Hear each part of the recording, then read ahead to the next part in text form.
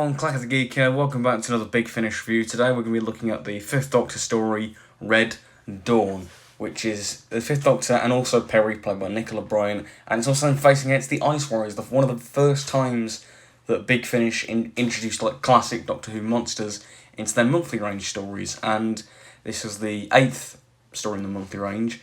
And going into this one anyway, I was quite apprehensive because it's the 5th Doctor and Perry, and I know they've done loads of stories with them since, but this is the first one that they did with them, and I don't really like the fact that they've done that, because obviously Perry came into Doctor Who during Planet of Fire, which is Peter Davison's penultimate story, and then that obviously leads into the Caves of Androzani, which the whole reason why that works so well is that the Doctor will literally risk his life. He's so selfless that he'll risk his life for this girl that he's just met. And the fact that there's all these adventures that Big Finish have done in between that, it kind of cheapens that. And I think that can be a problem with Big Finish, is that they will try and not exploit every little gap, but trying to fill in every little gap that there is in Doctor Who continuity. And sometimes you don't need to do that. But oh well, I don't like to get too bogged down in continuity. So but I was still apprehensive of that. But the story had to really kind of blow my socks off if it was going to impress me. And it did anything but that. Actually, I've got no socks on now, so that analogy doesn't make any sense. But basically, I didn't really like this one. So let's get into it. The general plot of this story is that the 5th Doctor and Perry land on the Ice Warriors' native planet of Mars, and there's also a NASA crew investigating it, and there's also a family-run company, the Webster family, who are trying to do this for their own personal gain. And yeah, it's a really bland kind of story, but it's really annoying because there's a lot of potential here. There's some great ideas with the Ice Warriors and this tomb that they're in, and their culture and whatnot, but I just didn't enjoy it. I think, as I said, I love the Ice Warriors. I think they're great Doctor Who monsters, some of my favourites, because whilst they are antagonists, there's also always an underlying respect. From the Doctor anyway, there's always this underlying respect, and especially in the modern Who stories, the Doctor always acts very cautious, and you can reason with them. They are intelligent creatures that they can understand morals and whatnot. They're not just a generic monster of the week. And I think this story, when it gets that right, there's some really interesting ideas. For instance, in part 1, when the Doctor and Perry try to enter the tomb, there's what appears to be a door, where a door should be. And to open it, you need to have honourable intentions. That's a cool idea. And there's some of the little moments, when a character dies and the Ice Warrior leader says, she died honourably like a warrior should and whatnot. But these are only fleeting moments, I think, where it's truly exceptional. When it's really exceptionally conveyed. The rest of the time, when they're talking about their culture and whatnot, and which should be really interesting, it's just not engaging. I just find it really boring and not interesting, which is a shame because, as I say, we're also on the Ice Warriors planet of Mars, which we haven't seen often. I mean, in Doctor Who, it's only been in Empress of Mars that we actually saw them on their home planet, which is a shame. It's a real waste of potential, in my opinion. Another weak part of this story, and I think something that really does drag the Ice Warriors down, is the voice acting.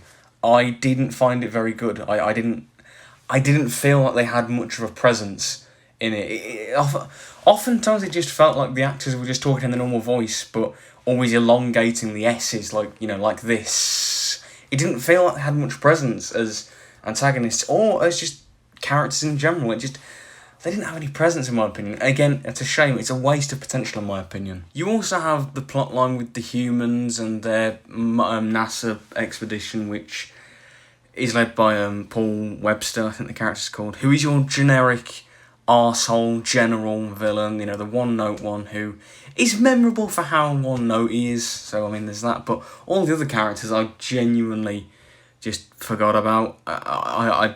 I can't remember any of the other characters pretty much except for him. And also Tanya, who, purely because she's voiced by Georgia Tennant, Peter Davison's real-life daughter, and also David Tennant's wife, and obviously she was Jenny in The Doctor's Daughter in Series 4. I was thinking midway through, I was listening, I recognised her voice, and I was like, oh wait, that's it's Georgia Tennant, isn't it? But yeah, if it was played by any other actor, I would have forgotten about her, because even though there is some importance near part 4 about who she really is, I just couldn't get invested. I think I've said this in my other videos when I'm talking about the Fifth Doctor audios, that Davison himself, I don't think has been dealt a good hand with the audios. I think he usually tends to get the weakest ones, and I think his performance, again, he does just sound a bit bored. Yeah, I just feel so apathetic to this story, really. I know I've barely even talked about the story. I know it's just me just going, oh, it's a bit boring and whatnot. But that's how apathetic I am towards this story. It made me feel so little. The characters were just stock characters. The dialogue was just expositional and just felt so unengaging. The plot wasn't great. There were some great ideas, but they didn't maximise the potential for the most part. It was a waste of a classic monster with a great premise for them. As I say, the Doctor and the TARDIS team, I was hesitant even before going in. It was just, oh man, I was not a fan of this one. Overall, I give it a 4 out of 10. It probably my least favourite Big Finish that I've listened to so far out of all of the ones I've listened to.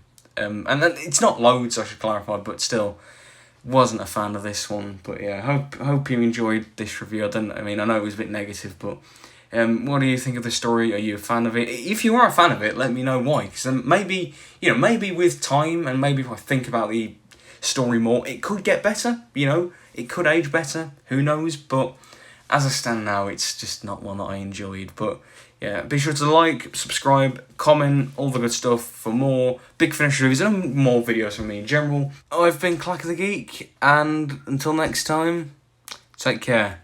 Ta-ra. I'm gonna have a kip now.